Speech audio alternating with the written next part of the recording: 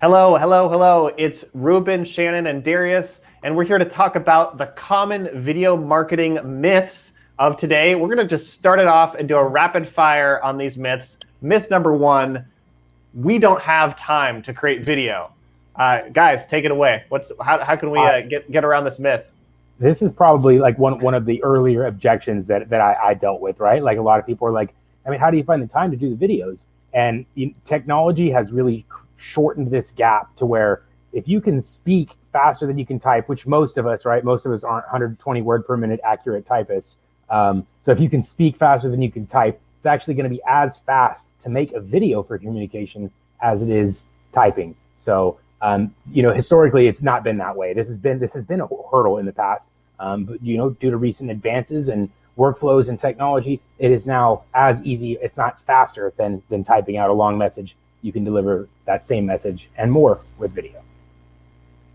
Yeah, that's true. That's a great one. That's a great myth. Let's just keep going. Rapid fire. The next myth: we can't afford video. We can't afford it. Well, I'll take this one. My whole thing on video is that it allows you to clone yourself. Okay, so if you're in sales, if you're in marketing, if you're in customer service, if you're in leadership, if whatever position you are in, by creating videos, screen videos, tutorial videos, webcam videos, personalized videos, whatever it may be, by creating those videos, you're effectively cloning yourself. You're putting bits of content out there in the world where people can find it. YouTube, your support channels, your community forums, the emails that you send, the messages that you send on LinkedIn. When someone watches that video, it's the next best thing to seeing you. So effectively what you're doing is you're cloning yourself. And what does that mean? It means you're minimizing the amount of input that you are doing and maximizing the output. So the ROI of video, I would argue, is one of the best in the industry. So do it. Absolutely. The other piece here is I would say, how can we you can't afford not to do video, right? Like some of these explainer videos, tutorials, frequently asked questions, if you're spending time out of your day answering a question that could be delivered with video, that video will have tremendous opportunity to not only save you time, but of course, make you more money in the same regard.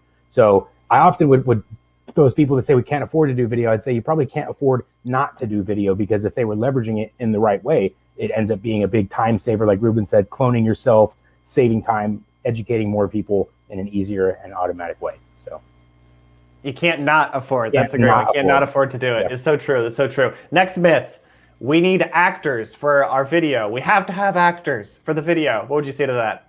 I would say that this is still a common objection, right? Like I'll show some people here, you can incorporate like testimonials and case studies into your stuff very easily. And they're like, well, we don't, how are we going to produce that? We don't have like a team or whatever to produce a case study or a testimonial. And it's like, you don't need actors, you don't need producers, you don't need other professionals involved most of the time to produce some type of social proof asset, or even some video for your own business.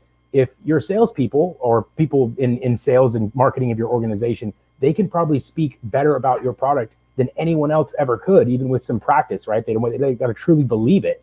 And I would say that your people internally are probably the best actors that you could hire because of that level of conviction they might have for the business. That's how it is with here, right? We couldn't hire somebody that could deliver a video better than we could here. That's a great one. Yeah, let's keep it moving. The next myth, number 4, we need a professional to produce a video. I think this kind of ties into the last one. So I'll take this one real quick.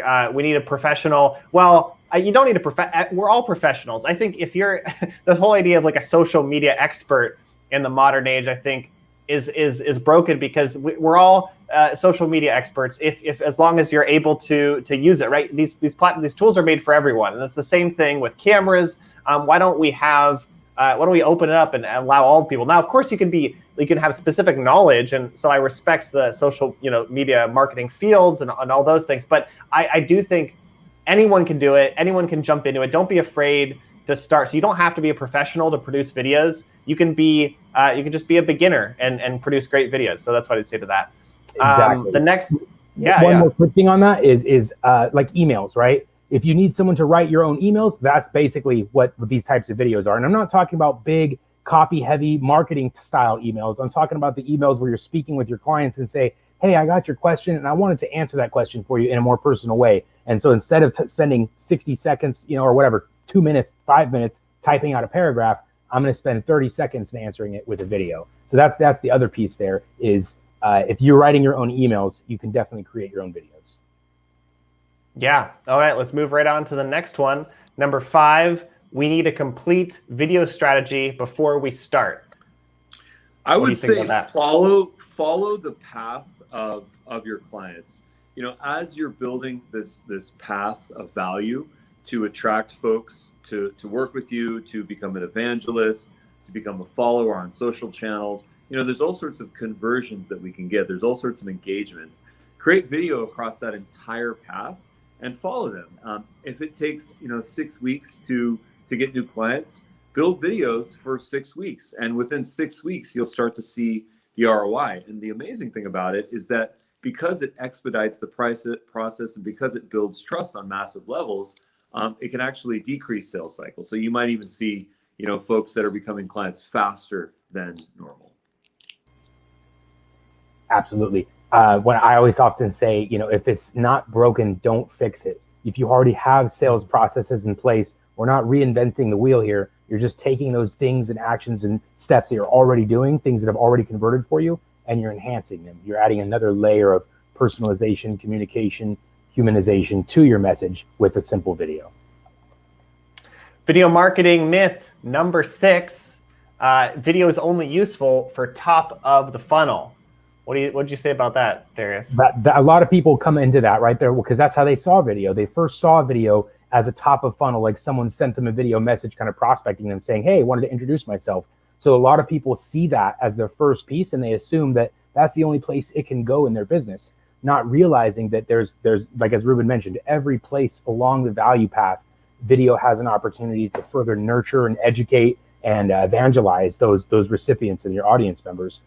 For example, in the middle of the funnel or at the bottom of the funnel, near the bottom would be an excellent place for things like social proof, testimonials, case studies, also competitive videos, right? Like showing why you're better than your competitor. Those are all very middle bottom funnel of assets where somebody's already in that kind of awareness stage. They're now into more of the buying phase of that path that they're taking. And so much closer toward the bottom end of the funnel, there's absolutely opportunity for video throughout the entire process. But I would say it's common to assume that it's only for the hello. Number 7, our number 7 myth, if my video doesn't go viral, there's no point. There's just no point. I think it's way better to go unviral, because when you go unviral, you're not focused on this firework. You're focused on consistency. You're focused on predictability.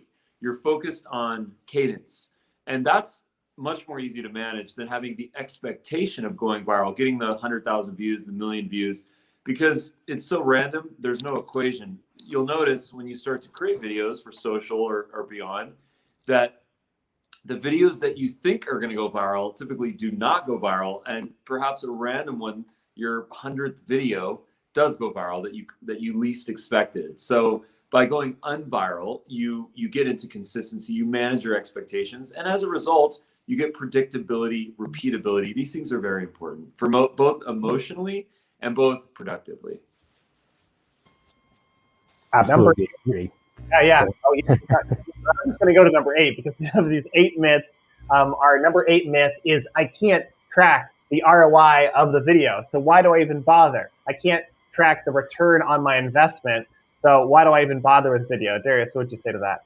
So this absolutely used to be true because originally video was something like billboards, right? It was historically very difficult to track the ROI of something like video because you just kind of put it out there and see what sticks. It's no longer like that. There's technology that allows attribution to a very granular level. So you're seeing specifically who's watching those videos, how much of it they're watching, what they're clicking on, and you can directly correlate that to opportunities and closes and revenue now. So there's no longer are the days where these gaps of video marketing is like billboard advertising where you're just like, what number did you call from? And you're just wondering where they came from. No, it's not like that anymore. You're able to track every step of their journey down the value path through each of your assets, first top of funnel, middle, and bottom, all the way to that close using video marketing tracking technology. So That definitely a commonly misunderstood myth, right? If you're new to the game, then you'd probably assume that, right? But no longer the case. And I would say, if you have some time, go to dub.com, grab a free account. We have massive levels of tracking. You can track at the user level. You can know how many emails were opened, which emails were clicked, which videos were watched, what percentage they were watched, if a form was filled out, if a CTA was clicked, if there's a video reply, even if they leave an emoji response. So thank you so much for joining this video. And if you have any questions, please leave them in the comments, or if you have any additional myths that you want to contribute, throw them in the comments. Yeah. Thanks so much for joining in. We'll play some Mythbusters here. So like hit your disbeliefs, what's holding you back in the comments, and we'll crack them wide open. What do you I think? think the usability was good. The price was right. Everything just seemed to work. It has been fantastic. Dub is one of the top tools for my company and our business development, prospecting, lead nurturing, deal nurturing. I do Dub videos for almost everything, and people love it. That's it for today's live stream broadcast from dub.com covering video marketing myths. For more, you can check out our blog, dub.com/blog, or our YouTube channel. And just we're everywhere on social media. Until next time, this is Shannon, Darius, and Ruben signing off.